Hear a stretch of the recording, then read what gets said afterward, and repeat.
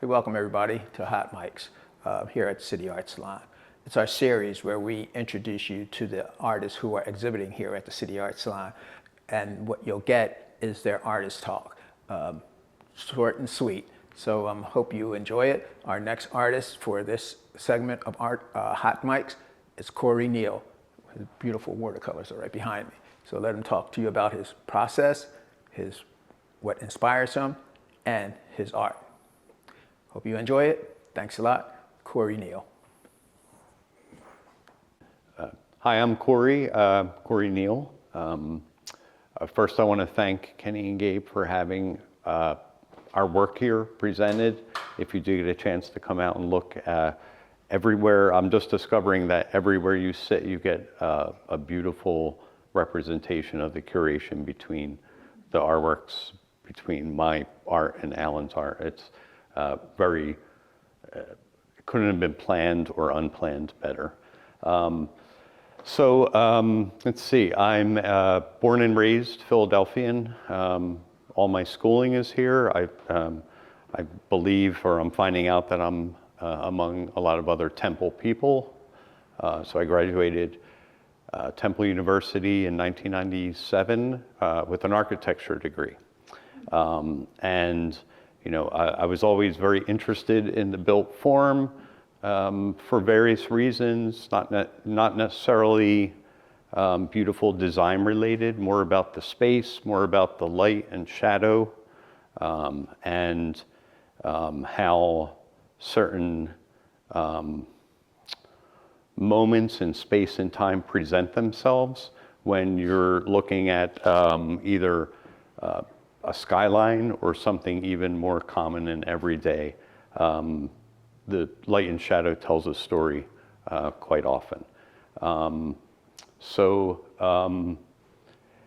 know, recently I had, I went to school for architecture, and recently I had the experience of finding out one of the painting teachers who taught fine arts there, who taught the architecture students about fine arts once a week. It was sort of like art class that you would have in grade school. They gave you like 1 hour a week of someone coming in and explaining art. His name was Chris Nissen, and he was from Pennsylvania Academy of the Fine Arts and passed away recently, so they had a little retrospective of his work online and at galleries, PAFA included. And it dawned on me I mean, it may have been a very sort of subconscious absorbing of what he was talking about in terms of light and space, but particularly talking about Philadelphia as a study subject. So it's sort of, you know, the story with me in Philadelphia. I grew up in Frankfurt, sort of far removed from the center of culture in Center City. So I discovered cycling at one point in my life, road cycling. So I would go on these day-long rides. I would leave Frankfurt at 6 in the morning, 9 in the morning, and follow the L all the way down to Girard, and come off, break off, and go down into the city, and then ride the Parkway like I was in the Tour de France. And, you know, there was no real schedule or rhyme or reason, so I could go wherever I wanted. It was very freeing, but what it also, I think, imprinted on my mind for later use in life are vignettes of the city, like I was speaking about a little few minutes ago, those vignettes of the city that reveal themselves at moments in space and time. So I find myself being particularly more and more sensitive to those things as I go on in life, just moments in time that our city, specifically the scale of Philadelphia, you always see sky. Sky is always a part of the urban vista that you're given because of the scale, not being New York, where you would more so get like a wall of buildings. So, you know, this is probably a good example of that moment in time. I could go out into my yard, I look down the alley, and I see this beautiful repetition, like piano keys almost. And this just, the play between light and shadow and color and how they work, how they can work in a harmony. I work in a limited palette, so this was done with 3 colors, 3 primaries, not including the sky. I think I usually break off for the sky, but and these are watercolor and they're at large scale. So, you know, part of my training in architecture about how to deal with process and the timeline of things you need to do to get to sort of achieve your vision is a benefit to me when working at this size in watercolor. You know, anybody who's sort of picked up and even at a very informal way worked with watercolor, you get a sense that it has a mind of its own and you're just sort of along for the ride. And what I wanted to do, you know, what I wanted to discover was what happens when you transfer that to that large format. So at one point in my painting life, I work as an architect during the day in a non-design side, more like project management side.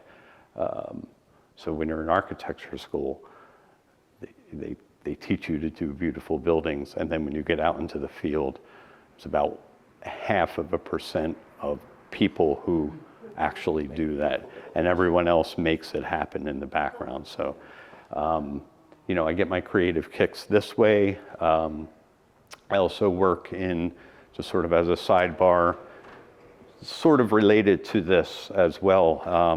I work in sound design for, so as a sidebar, I wanted to mention, and in conjunction with this, with the way watercolor works, and I was speaking about the format and the large scale, watercolor having a mind of its own. So I work in sound design for theater and contemporary dance companies. So you know, a lot of it is pre-written with some exactness to cues that the dancers need. But a lot of it is also improvisational. And it's that kind of, that activity of working in the moment and the mind of its own nature of watercolor and having to act in the moment there as well, I think sort of feed on each other. So there is, you know, I feel like the different media that I work in inform each other in that way. Yeah, there's, as far as the scale is concerned, what I wanted to mention too is sort of along the way, I was looking for something to sort of get my arm moving, essentially, when it comes to drawing and painting. I'd been working in architecture for about 15 years, and I felt that part, even though music was very active, I still felt that visual arts side slipping a little bit. So I took a series of classes at Fleischer with a teacher named Karen Baumeister, and she did large scale abstract acrylic. So I took several classes with her, and I really do attribute that to the letting go of the fear of working in large scale and large format. You know, the classes, so I teach watercolor classes at like rec centers. I teach interior design class for Moore College of Art and Design. I teach them how to draw perspective or to draw a floor plan. So all those things sort of inform me, but inform each other. And,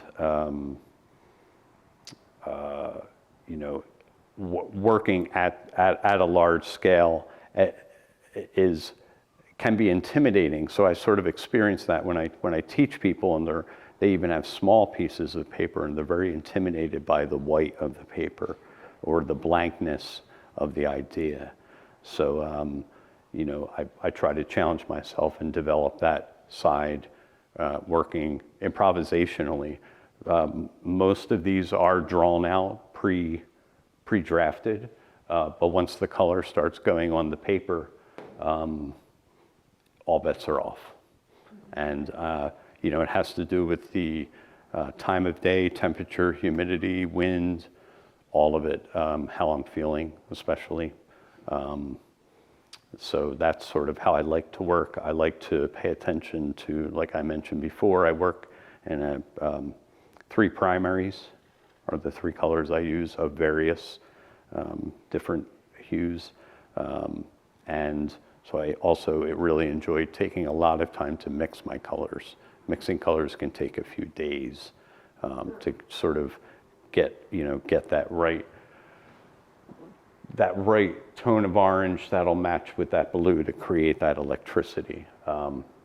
This is sort of, this might be a good example of, so I had done the sky as a once-over, and it sort of had this character, but something organic with the paper, there's this aberration in it. Even with good arches paper, you'll get variations when you try to do large, flat planes with watercolor, something that's very transparent and lets the paper pop through.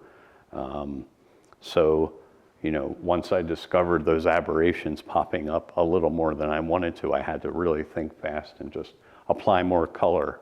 And, I find this balance here between the darker blue and the lighter orange. And the darker blue wasn't necessarily planned, but I believe it's what visually makes this painting, for me at least. It's what sort of gives me the electric feel. So, watercolor has a mind of its own, and I'm happy to be along for the ride. So, thanks again.